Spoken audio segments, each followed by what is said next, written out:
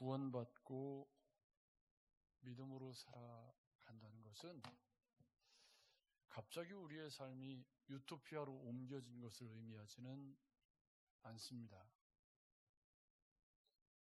로마서에서 구원은 믿음에서 믿음에 이르는 긴 인생이라고 하는 시간을 믿음으로 말미암아 살아가는 것이다. 아멘. 그러면 믿음으로 말미암아 살아간다는 게 도대체 뭘까? 그 믿음으로 말미암아 살아가는 삶의 다양성에 대한 이야기가 고린도전서입니다.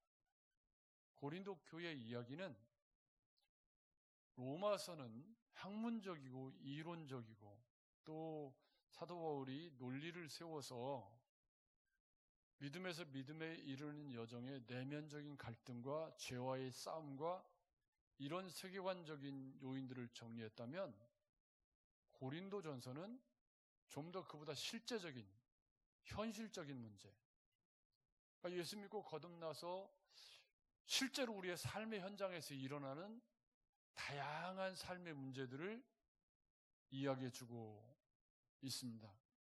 그래서 로마서의 교리적인 정리 위에 고린도 교회의 실제적인 문제들을 접목을 시켜야 믿음에서 믿음에 이르는 여정에 우리의 삶에 부대끼는 일들에 대한 답을 찾아갈 수 있다고 생각합니다.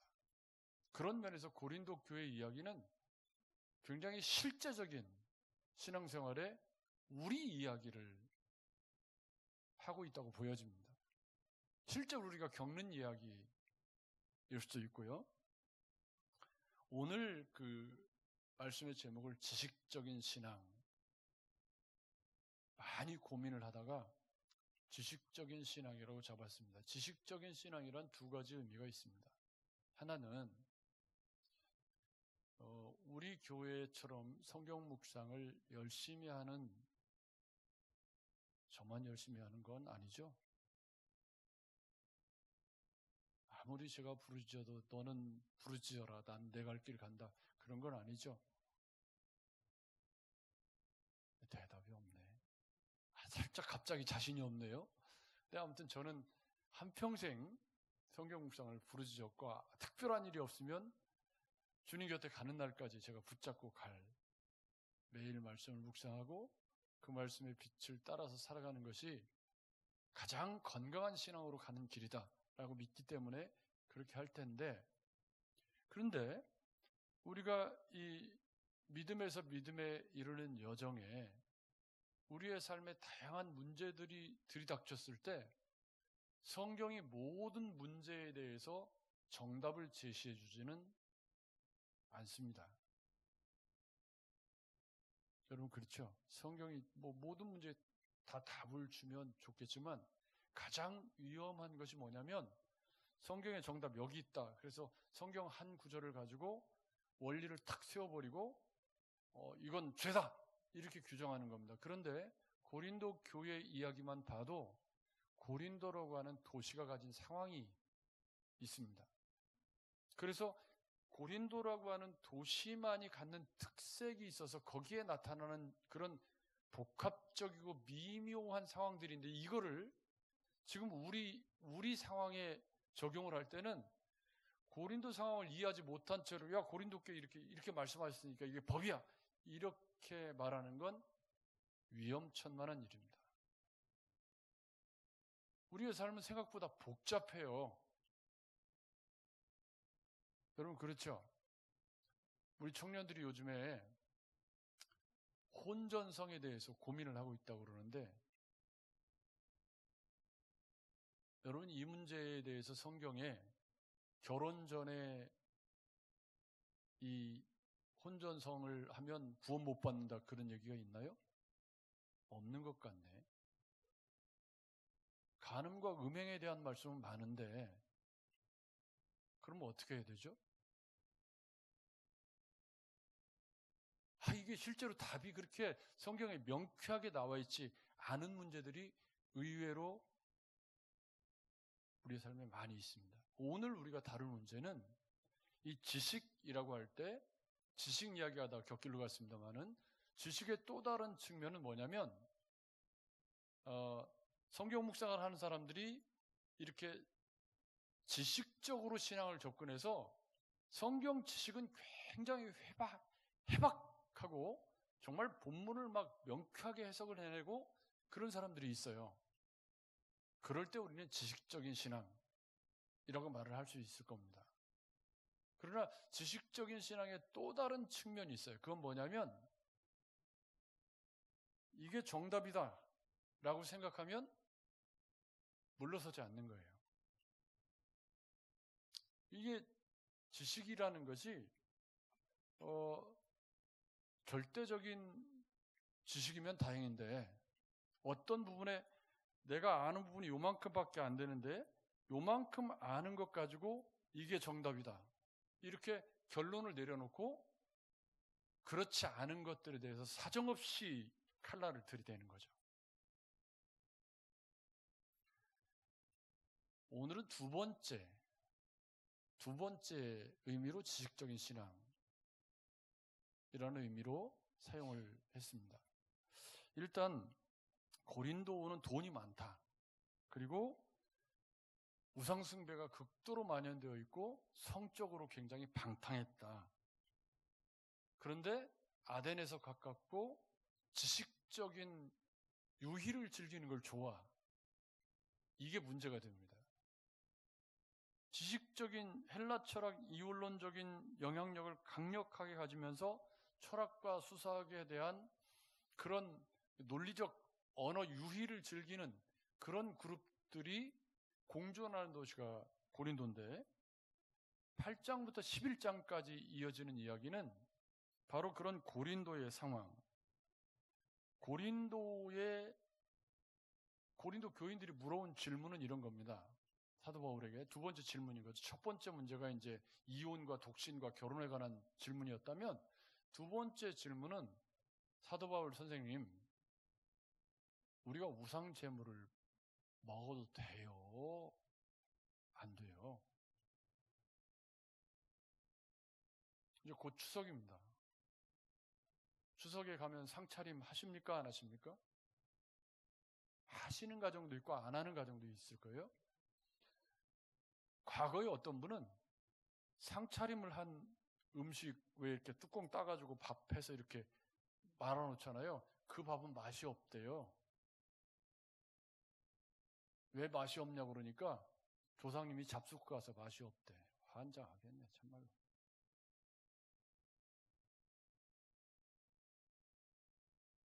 어떻게 여러분은 어떠십니까? 자, 오늘 그 문제에 대한 답변을 들어야 되는데 사실 이 문제에 대한 대답은 고린도서 10장 21절 23절에 나와 있는 뭐죠? 모든 것이 가하나 모든 것이 덕이 되는 것이 아니고 모든 것이 가하나 모든 것이 유익한 것은 아니다라는 말씀이 이 모든 문제에 대한 사도 바울의 정답입니다. 그러니까 지금 8장부터 11장까지 이어지는 이야기의 핵심은 성숙한 자유로 스스로 판단해야 할 것들이 많다. 모든 것이 가하나 모든 것이 다 유익한 것은 아니고 모든 것이 가하나 모든 것이 덕이 되는 것은 아닙니다. 그러면 여러분 고개 들고 저를 보십시오. 혼전성 문제를 얘기해 볼게요. 결혼 전에 결혼할 여자친구나 남자친구가 있어요. 근데 남자와 여자는 본래 하나님이 끌리게 만들었는데 타락한 이후에 성적인 욕구가 더 강해져서 어떻게 하다 보니까 선을 넘었네요. 근데 이 사람하고 결혼할 거예요. 그러니까 나는 괜찮아. 근데 마음이 아무리 괜찮아 그래도 불편해.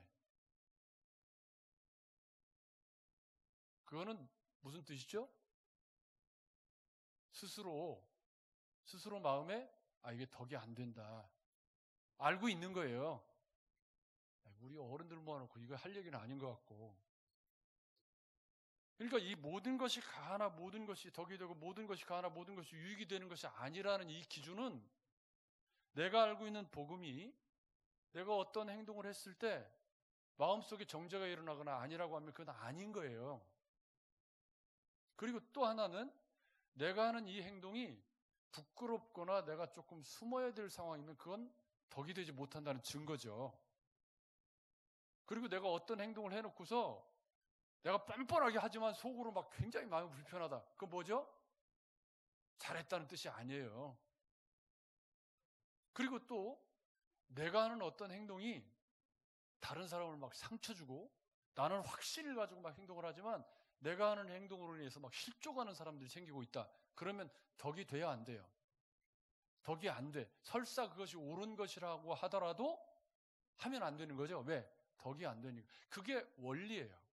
원리인데 고린도 교회는 어떤 문제가 있었냐면 고린도는 신전과 성전 창녀들과 뭐 이런 우상이 극도로 한국 도시는 대부분 다 그러는데 거기에 우상과 관련되어 있는 장소에서 식사 모임이 있었습니다.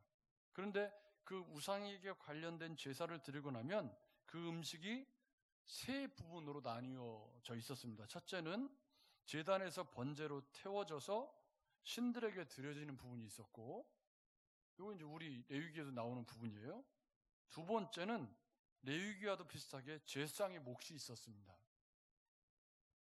그리고 나머지 부분, 제사장의 몫을 뺀 나머지 부분은 제사 드린 사람의 몫이 되었는데 그 제사 드린 사람의 몫을 가지고 잔치를 벌였어요.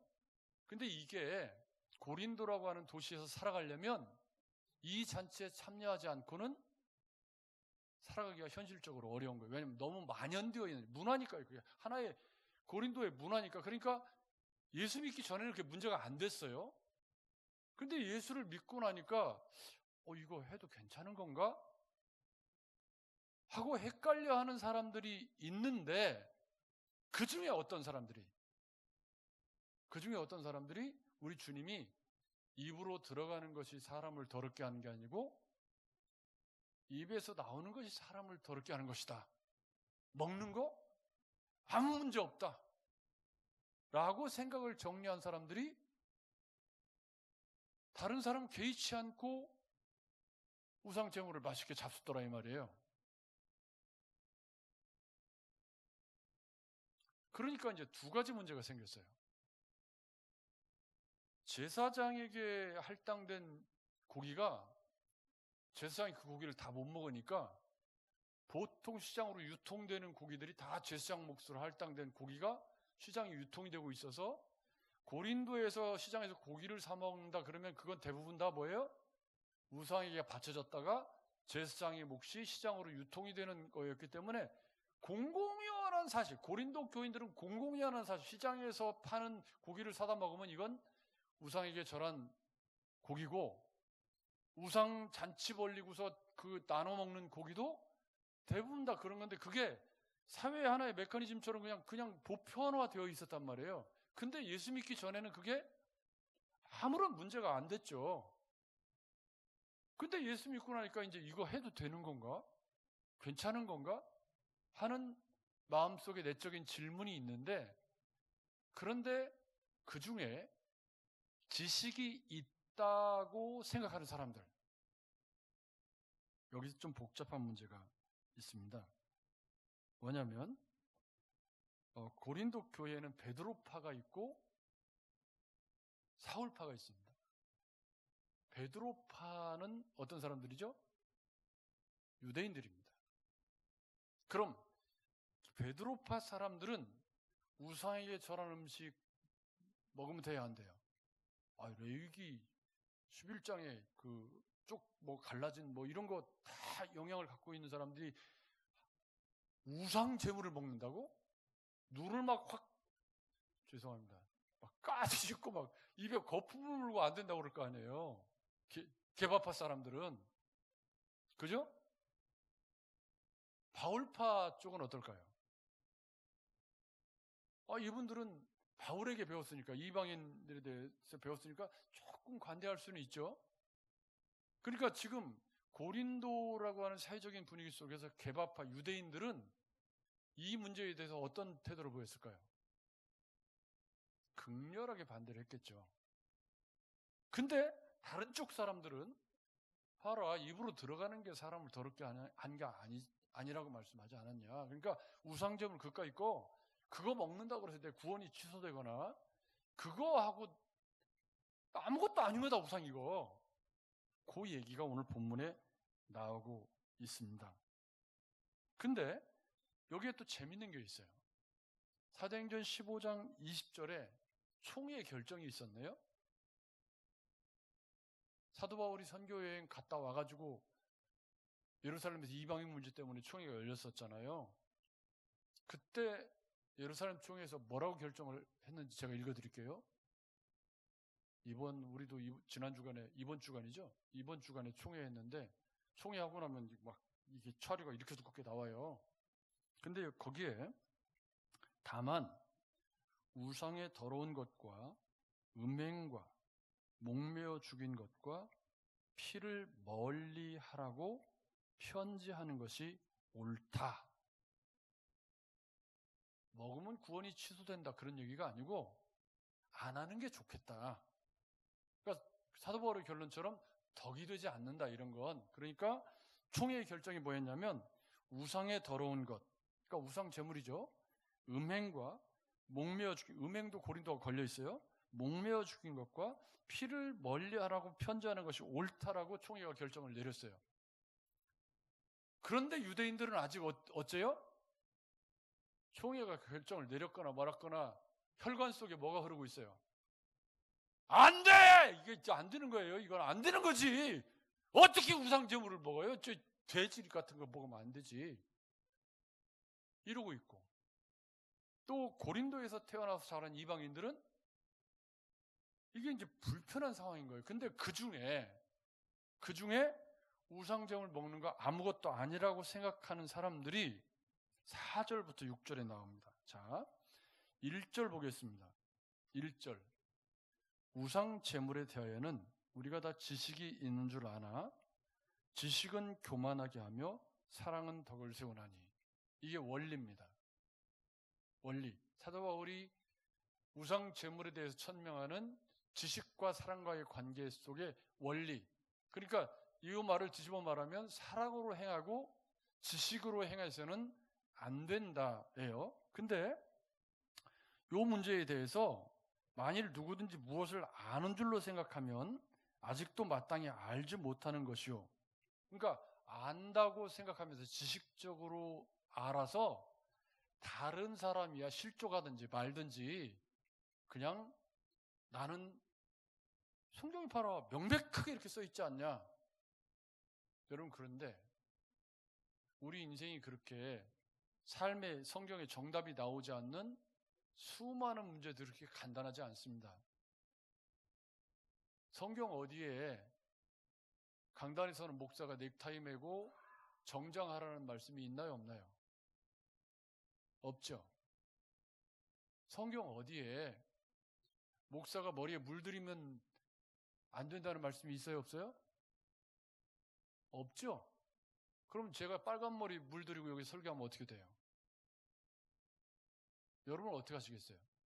빨간 머리에 파마를 해가지고 막 빠글빠글 막 가닥가닥 볶아가지고 막 하고 막 옷은 나시를 입고 막 근육 빵빵 정승원이 마냥 막 이러고 설교를 한다. 그럼 어떻게 돼요? 여러분이라면 어떻게 하시겠어요? 좋아? 그러니까 이게 삶이라는 게 다 자유로운 것 같지만 사실은 그렇지가 않아요. 성경에 써 있지 않지만 우리가 옷을 아무렇게나 입어도 되는 거 아니잖아요. 여러분, 그렇죠? 그러니까 이게 생각보다 복잡한 거죠. 왜냐하면 사람마다 그것에 대해서 생각의 편차가 존재할 수 있어요. 어떤 사람은 맨날 주중에 정장 입고 출근하는데 주일날이나 좀 옷 좀 자유롭게 입게 내비둬라. 그런 사람도 있고, 어떤 사람은 그래도 예배지 않냐. 예배의 옷을 좀 정장을 깨끗, 저도 그런 쪽입니다.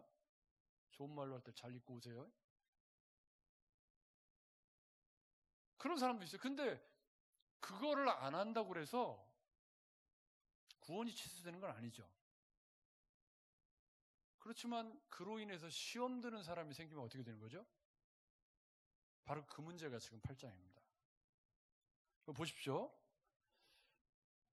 누구든지 하나님이 있는 줄 알면서 아직 마땅히 알지 못하는 사람들이 있는데 4절부터 설명이 나옵니다. 우상 제물을 먹는 일에 대하여는 우리가 우상은 세상에 아무것도 아니며 또한 하나님은 한 분밖에 없는 줄 아는 원리 설명입니다. 하늘에나 땅에나 신이라 불리는 자가 있어 많은 신과 주가 있지만 그러나 우리에게는 하나님 아버지 이 만물이 그에게서 났고 우리도 그를 위하여 있고 또한 주 예수 그리스도께서 계시니 만물이 그로 말미암고 우리도 그로 말미암아 났느니라. 그래서 우상은 아무것도 아니라고 하는 지식을 가지고 있는 사람이 있다는 거예요. 우상은 세상에 아무것도 아니다. 신이라 지칭하는 자가 있다 할 때 이 하나님과 대조되는 에이돌라라는 이 신은 복사판들, 이미테이션, 모조품들을 의미하는 말이거든요. 그러니까 세상에 수많은 모조품들, 신들이 있고 그런 것들은 아무것도 아니다. 이 말 속에는 어떤 전제가 있죠? 우상 제물도 아무것도 아니다. 여러분 실제로 그렇죠. 뭘 먹고 안 먹고 여러분 술을 먹고 담배를 피우는 것이 성경에 어디 정죄한 내용이 있나요? 오히려 디모데에게 네 자주 나는 병을 위해서 술 좀 마셔라. 그렇지만 여러분 보십시오. 앞에 서 있는 김종민 목사가 주일날 술을 좀 거하게 잡숫고 오셔가지고 말씀을 전하고 있는데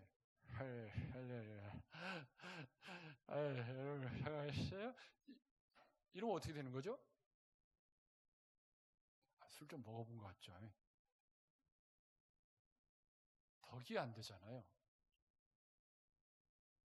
여러분 그런 거죠. 그러니까 지금 그 얘기를 하는 거예요. 그러나 7절에 그러나 이 지식, 우상 제물이 아무것도 아니라는 것에 대한 지식은 모든 사람에게 있는 것은 아니라는 게 문제예요. 그러니까 어떤 사람은 아직 이 문제에 대해서 해결을 못 받았어요. 어떤 사람이냐면 지금까지 우상에 대한 습관이 있어서 우상의 제물로 먹는데 이게 무슨 얘기냐면 고린도 교회에 이 우상에 대한 생각이 다른 문제가 있었습니다. 고린도 교인들은 그 우상 제물이 단순히 우상 제물이 아니고 그 우상을 먹으면 거기에 악한 영들이 있어서 그것들이 들어와 가지고 우리를 해친다라고 하는 신앙이 고린도에 만연되어져 있었습니다. 근데 7절 말씀 보십시오. 지금까지 우상에 대한 습관이 있어서 먹는 건 똑같아요. 우상이 아무것도 아니라고 먹는 사람도 있고 또 다른 쪽에서는 그거 먹으면 악한 영들이 막 내 속에 들어온다는 그런 양심의 가책과 찔림 가운데 이러지도 저러지도 못하면서 먹는 사람이 있어서 그들의 양심이 약해지고 더러워지느니라. 이게 문제라는 거죠. 그러니까 정리가 되지 못한 사람들에게 그렇게 우상 제물을 알고 먹으면 그 제물이 뭐가 돼요? 정죄의 요인이 되고 더 극단적으로 말하면 믿음에서 멀어지게 만들어서 지옥에 떨어지게 하는 그런 결과를 초래할 수 있다. 너는 알고 먹으니까 네 자유라고 말하지만 네가 알고 먹는 그 자유가 아직 그 부분에 정리되지 못한 그래서 막 악한 영들이 내 속에 들어온다는 불편하고 막 더러워진 양심으로 그걸 어쩔 수 없이 계속 사회 속에 속해 있으니까 나는 이거 어쩔 수 없이 먹고 있는 사람과 자유롭게 먹는 사람과 굉장히 똑같이 우상 제물을 먹는다고 하지만 그 내용적인 편차는 어마어마하게 큰 것이죠. 또 다른 사람들이 있습니다. 어떤 사람들이냐면 이 부분에 대해서 생각이 정리되지 않았는데 저 사람이 먹네? 우상 아무것도 아니래. 생각이 정리된 거 아닙니다. 그런데 담력을 얻어서 밖으로 나가요. 아니고 그런데 우상 제물을 먹는 거예요. 생각이 정리가 안 됐는데. 그러면 나는 지식이 있어서 우상 제물을 먹어요. 우상 제물은 아무것도 아니고 우상 아무것도 아니다. 그러니까 우상 제물이 뭐 나한테 위해를 가하거나 악한 영들이 들어오는 게 그런 게 아니다. 여러분 맞죠? 맞는 말입니다. 그런데 고린도라고 하는 도시에서는 일반적인 사람들이 그렇게 생각을 안 해요. 우상 제물을 먹으면 그 제물과 함께 악한 영들이 막 들어올 수도 있고, 그런 신앙이 고린도에 만연되어져 있어요. 그러다가 예수를 믿은 거죠. 그러다가 예수를 믿었는데 일부 생각 안 된다고 막 극렬하게 반대하는 사람도 있고, 일부 사람들 가운데는 여기 4절부터 6절에 설명한 그런 내용들 정리돼 가지고 우상 아무것도 아니다 라는 지식을 가지고 남들이 먹던가 말던가 나는 이거 아무 상관이 없다, 그리고 자유롭게 먹는다 이 말이에요. 그것을 보고 두 부류에 실족하는 사람들이 생길 수 있다는 거죠. 그래서 8절 말씀 보십시오. 음식은 우리를 하나님 앞에 내세우지 못하나니, 먹는다고 해서, 먹지 않는다고 해서 더 못 사는 것도 아니고 먹는다고 해서 더 잘 사는 것도 아니라, 그러니까 음식은 아무것도 아닌 게 맞아요. 그죠? 여러분 그렇죠? 음식은 아무것도, 입으로 들어가는 건 먹을 수 있죠. 그런데 9절 말씀 같이 읽어볼까요? 시작. 그런즉 너희의 자유가 믿음이 약한 자들에게 걸려 넘어지게 하는 것이 되지 않도록 조심하라. 아멘. 이게 결론입니다. 그러니까 지식적인 신앙을 가진 사람이 다른 사람이 뭐 어떻게 되든지 말든지 나는 지식이 있으니까 다른 사람이 실족하든 넘어지든 말든 나는 자유해, 그렇게 먹으면 믿음이 연약한 사람들이 이렇게 걸려서 실족하게 되는 일이 고린도 교회는 얼마든지 생길 수 있는, 근데 그런 일들이 지금 일어나고 있는 거예요, 고린도 교회에. 그래서 사도 바울이 내세우는 원리가 자유라고 되어 있는 자유에 1번이라고 써 있고 나눠주를 보면 뭐라고 써 있죠? 권리라고 생각하는 거예요. 우상 제물 그거 뭐 아무것도 아닌데 그거 뭐 내가 먹는다고 그래서 뭐 그것이 나를 어떻게 할 수 없는 거고, 나는 예수 믿음으로 구원받았으니까 아무 문제가 없다. 그런데 문제는 나는 괜찮은데 나로 인해서 다른 사람이 실족을 하는 거죠. 그렇다면 보십시오. 10절. 지식이 있는 내가 우상의 집에 앉아 먹는 것을 누구든지 보면 그 믿음이 약한 자들의 양심이 담력을 얻어 우상 제물을 먹게 되지 않겠느냐. 여러분 이해가 되시죠? 이 부분의 생각이 정리가 안 됐어요. 이분은 막 양심에 막 악한 영이 들어오는 거 아니야? 막 이런 두려운 마음이 있는데 막 먹는 사람이 있는 거예요. 먼저 되고 지식이 정리됐다. 그러니까 그런 사람이 생각이 정리되지 않은 상태에서 먹게 되면 11절입니다. 같이 읽겠습니다. 시작. 그러면 내 지식으로 그 믿음이 약한 자가 멸망하나니 그는 그리스도께서 위하여 죽으신 형제라. 아멘. 여러분 거기에 대해서 저를 보십시오. 내가 이렇게 행동하든 저렇게 행동하든 내 자유지. 그렇지만 내 자유가 다른 연약한 지체를 실족하게 하는 자유로 사용이 되고 있다면 그건 올바른 지식인가요? 아닌가요? 아닌 거죠. 우리 주님이 하나님은 사랑이시라고 했습니다. 그 사랑이라고 하는 것은 예수 그리스도께서 목숨 버려서 대신 값을 치러주시고 우리를 값없이 의롭다 하신 그런 사랑입니다. 그 사랑이 예수 믿는 우리에게서 현실이 되어 나타날 때는 다른 사람들을 향한 배려와 낮아짐과 섬김과 그런 모습으로 사랑이 표현되는 겁니다. 근데 지식으로 접근하는 사람은 문제 없다. 내가 나 법적으로 아무 문제 없다. 내가 우상제물 먹는 게 성경적으로 무슨 문제가 있는데. 분명히 옳은 행동입니다. 문제가 없는 행동이에요. 근데 그로 인해서 다른 사람이 실족하고 담력을 얻고 구원에서 멀어지게 되고 신앙에서 떠나게 된다면 그건 큰 범죄인 거죠. 이게 바로 지식적인 신앙이 가는 길입니다. 기독교 신앙은 태생적으로 이타적인 신앙입니다. 주님이 낮아지시고 섬기셨던 것처럼 너희도 서로를 발을 씻어주는 게 옳다. 서로 사랑하는 것이 옳다. 이게 기독교의 복음 본질입니다. 교회는 사람들과의 관계를 떠나서는 존재할 수 없습니다. 이 사람들과의 관계 속에서 다양한 사람들이 여기도 존재합니다. 여러분 그렇죠? 그러면 먼저 되고 지식이 있다는 사람들이 해야 될 일은 뭐죠? 연약한 사람들의 눈높이에 맞춰주는 거예요. 기다려주고 고함치고 야단치지 말고 잘 설득해서 알아듣게 사랑으로 감싸서 그 사람이 잘할 수 있도록 배려해 주는 것이 기독교적인 사랑입니다. 근데 지식은 원론적으로 틀린 게 없어요. 왜?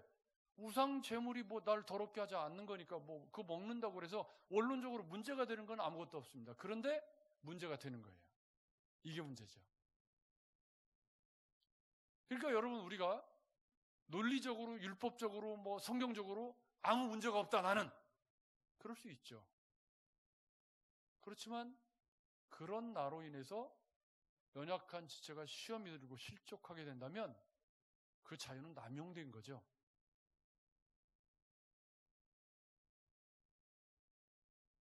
여러분 그렇지 않습니까? 자, 고개들 저를 보십시오. 현대의 슬로건은 다른 사람 어떻게 되든지 나만 잘 살면 되는 거예요. 포스트 모던 철학의 핵심 이슈가 그겁니다. 근데 교회는 태생적으로 형제들의 모임입니다. 사람들과의 관계 속에서 교회는 존재할 수밖에 없습니다. 사도 바울이 보십시오. 이같이 너희가 형제에게 죄를 지어 그 약한 양심을 상하게 하는 것이 곧 그리스도에게 죄를 짓는 것이니라. 그러므로 결론입니다. 만일 음식이 내 형제를 실족하게 한다면 나는 영원히 고기를 안 먹겠다. 아멘. 아멘. 좀 고린도 교인들에게 하는 말이에요. 야, 그거 고기 안 먹는다고 죽는 것도 아니고 네가 그 우상에게 절한 음식을 먹고 형제가 실족하게 된다면 그거 안 먹는 자유를 실천하는 게 성숙한 자유인 거지. 내 권리인데 어디 성경 어디에 우상제물 먹는다고 구원 취소된다는 말 없잖아요. 먹어도 되지. 이렇게 강변하는 것이 올바른 신앙의 자세가 아니라는 겁니다. 곧 추석이 다가옵니다. 추석 때 여러분 어떻게 하는 게 좋을까요? 우리는 추석이면 조상들을 추모하는 제사를 드리는 가정이 많이 있습니다. 우리 성도들 가정이 어떤지는 잘 모르겠어요. 하지만 어떤 가정은 아직도 상을 차리는 가정도 있을 거고 또 더 나가서 홍동백서 하는 분들도 있을지 모릅니다. 그러면 우리는 어떻게 행동하는 게 좋을까요?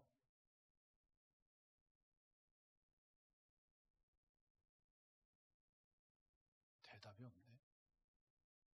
자, 우상에게 절한 음식을 먹어야 될까요? 먹지 말아야 될까요? 성경에 먹지 말라는 원론적인 말은 없지만 안 먹는 게 답은 맞는 거죠. 여러분 그렇죠? 거기에 무슨 악한 영이 들어있고 그래서가 아니라 그런데 안 먹으면 가족이 파탄난다. 그럼 그 사람들 전도할 기회를 다 잃게 돼. 그럼 어떻게 해야 돼요? 왜 이렇게 크게 얘기해? 근데 먹는데 이게 덕이 될지 안 될지를 고민을 해야죠. 나한테 이익이 될지를 계산하라는 말이 아니고 이게 복음의 영광을 가리는 일인지 아닌지를 고민해야죠, 스스로. 정답이 이거다 얘기해 줄 수 있는 상황이 아니라는 거예요. 다만 덕이 되느냐, 이게 복음에 합당하냐라고 하는 고민을 여러분 스스로 하셔야 될 거 아니에요. 여러분 그렇죠? 원론은 뭐예요? 원론은 안 먹는 게 맞죠. 왜냐하면 우상에게 절한 제물이 우상 숭배에 동참하는 것과 같으니까.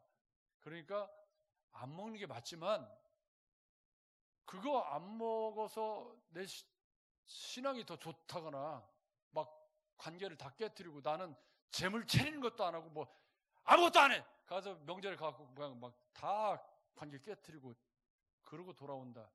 그건 뭐죠? 덕이 되지 않죠. 뭐 답을 주는 게 아니라 더 헷갈리게 만드는 것 같지만 여러분 고민해 보십시오. 명절에 내가 가서 이렇게 하는 것이 복음의 영광을 위해서 합당한 것인가라고 하는 질문을 스스로 해보시면서 모든 것이 가나 모든 것이 덕이 되는 것이 아니니 내가 어디까지 해야 될까? 명절 내내 가서 고수 없이다가 그냥 머리끄댕이 잡고 싸우고 왔다. 그 덕이 되는 겁니까? 안 되는 거죠? 여러분, 그래서 우상에게 절하고 나온 음식을 사도 바울은 안 먹는 게 좋겠다. 왜? 다른 사람이 실족하니까. 나도 다른 사람이 실족하면 나 평생 안 먹는다. 그렇게 결론을 내려준 거예요. 그러나 그런 상황이 아닐 수도 있잖아요.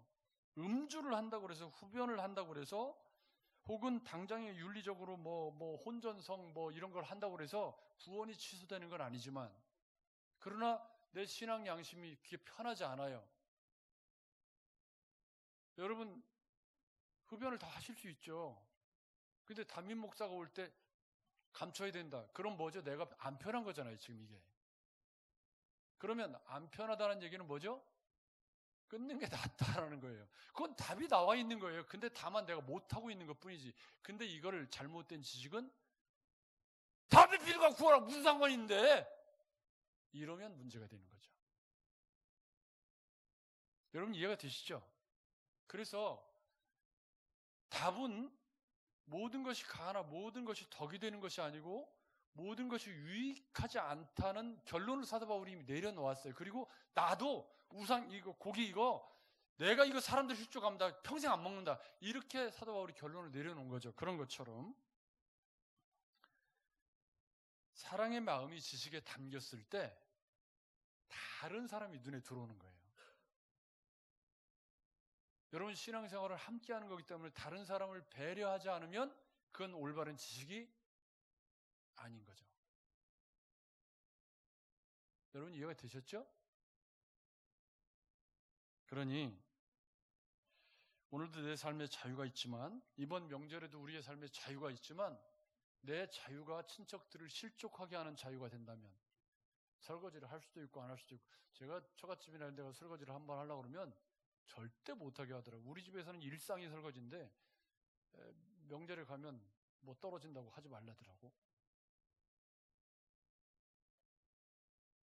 여러분 깊이 고민하시면서 내 자유가 다른 사람을 실족하게 하는 자유가 되지 않도록 이번 명절에도 승리하시는 그리스도인들이 되시고 또 일상적인 삶 속에서도 나로 인해서 실족하는 사람들이 생겨나지 않도록 우리의 자유를 스스로 억어할 줄 아는 그런 여러분들이 되시기를 주님의 이름으로 축복합니다. 하나님 아버지